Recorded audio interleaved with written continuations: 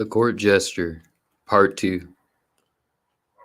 So, this part of The Court Jester, which I originally did, I think maybe 6 or 7, maybe 3 or 4 months ago, um, this part of The Court Jester deals with the hatred and the resentment that comes from being a jester. Um, the Court Jester performs for the queen, and uh, the queen doesn't really allow for any mistakes. The queen, uh, there's a couple of ways to describe this archetype, but the way I want to focus on to get the point across is um, the queen. So the queen knows that her behavior is the queen knows her behavior is detestable and that it's not really all that she knows her behavior is not really all that becoming of a person. Um, but this goes into opulence and, solipsism and things like that. She believes herself to be the center of the universe by nature. And so that kind of keeps her from actually caring about others because she's almost incapable of empathizing with others. So when the court jester comes and does his act, if he messes up even slightly, she sees that as like an affront against her. Like he's like wasting her time. And part of the reason is because he's not the only court jester. He's just one of many jesters. Um, that's one of the main things. So if his act fails, guess what? She goes, "Oh, he's bad. Bring me the other jester. Get rid of this one," right? And so you never get to perform for that queen again. So then the next jester comes in and the next jester does his act, right? And maybe he knows a little bit more about how to perform the act or how to, what to do. Maybe he has a better delivery. Maybe he is a fancier juggler. Um, but court jesters hate queens. Not all of them. Let's just say, let me put it this way. It's easy for a jester to hate a queen. Um, and the queens know deep down that their behavior is detestable. And they know that people will likely not like them because of um, because of their lack of empathy, because of their need to have everything done for them perfectly. Deep down, they know that their behavior is easy to not like, right? So then, what? One of the things the queen does is she enacts a campaign against the jester. The jester gets told that the jester is, she uses a fancy word. She says the jester is a queenogynist, right? So she enacts some sacred word in order to absolve her of the responsibility of her own actions. And that absolving of her actions shifts the accountability onto the jester, right? So her detestable behavior is something that becomes forgivable. It becomes even redeemable because it's almost like she's jumping in front of the accusation that could be set against her, um, in order for her not to feel guilty. It's like it's controlling guilt. A lot of times, a lot of times, humans we don't really like to feel guilty, but to, people who are in a prominent position, they don't like feeling guilty, especially if they're not very empathic and they're just not good people. They don't want to feel guilty about things. I mean, you get this with narcissists, right? They don't want to feel guilty. They don't want to feel empathic towards someone. They don't want to feel like they're responsible or like they're accountable, like they have something to be accountable for.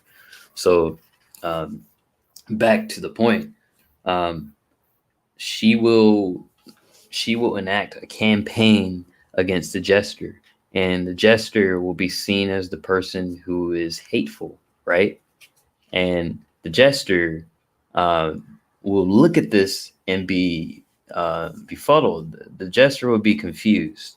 The jester will go, "There's no way. I'm not, this hateful person. I don't have this." But here's the thing: the jester, in his unbeknownst to him, the whole point of what the queen was doing, it was a social game. It was a gambit, right? So the jester doesn't know that the queen knows that he's perfectly fine. He's perfectly normal. He's not doing anything bad. He's just shooting his shot, right? He's trying to go up, get his act out, so maybe he can come back and do acts more often for the queen. Um, Maybe the queen will join in on the act. I don't know. He's hoping that something will pan out.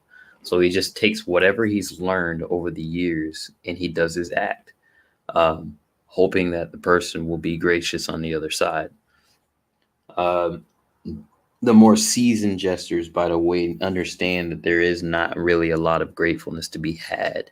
And so they just kind of, you know, play everything by ear.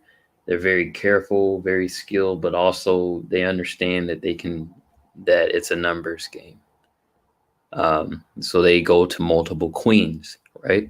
They go to as many queens as possible and as many kings as possible to get their act to make themselves more prominent as jesters. Um, so anyway, the queen campaigns against certain jesters who she feels might come against her power at any given time. And so this is another reason why she might say that the court jester is filled with hatred, or that there's some sort of negative intent intended by the jester, especially when the jester complains about the queen's behavior, either in a live forum or just in a, let's just say in the town square.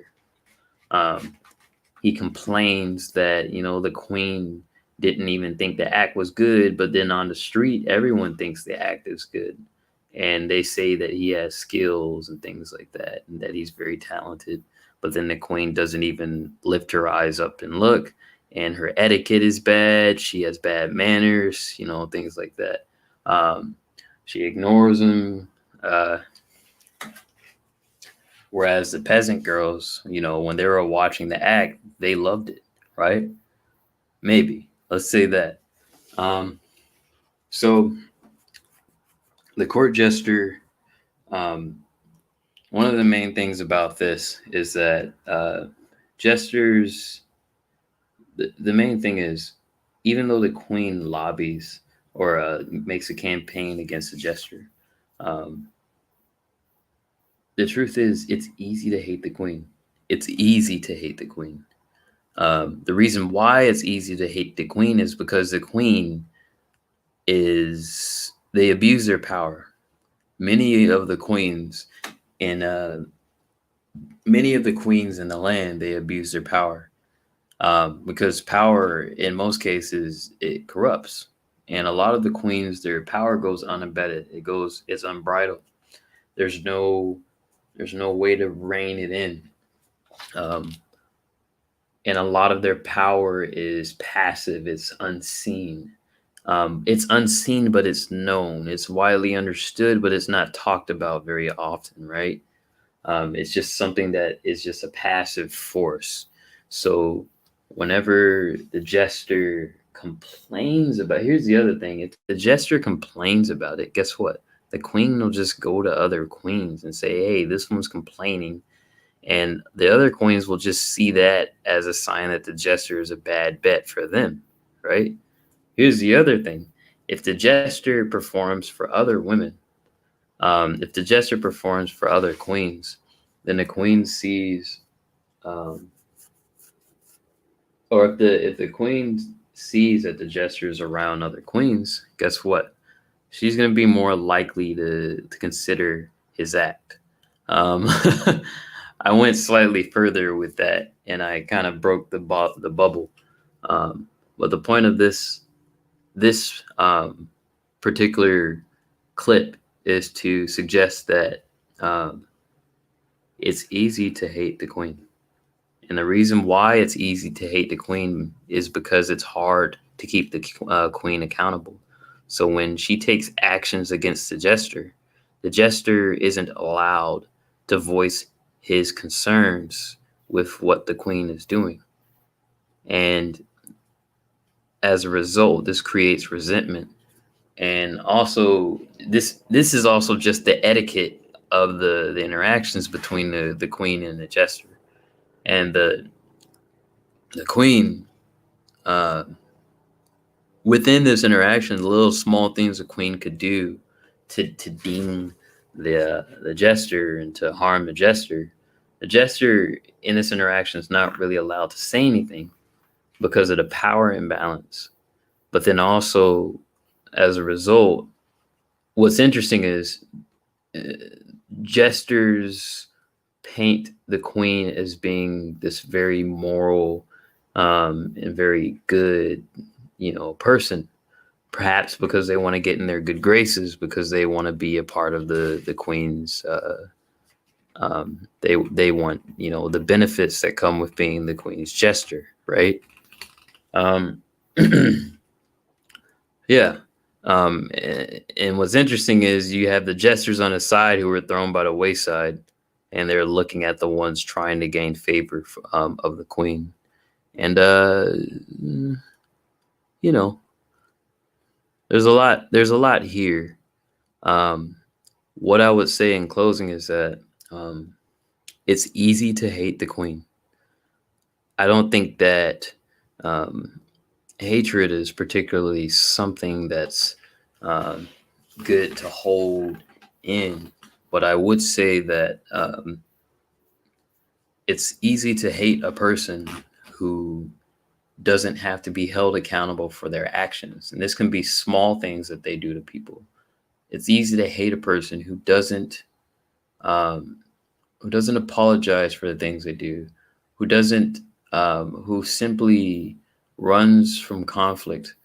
When conflict presents itself in any way, they run away from it and they absolve themselves of any sins before they can even speak to the other person for what they've done.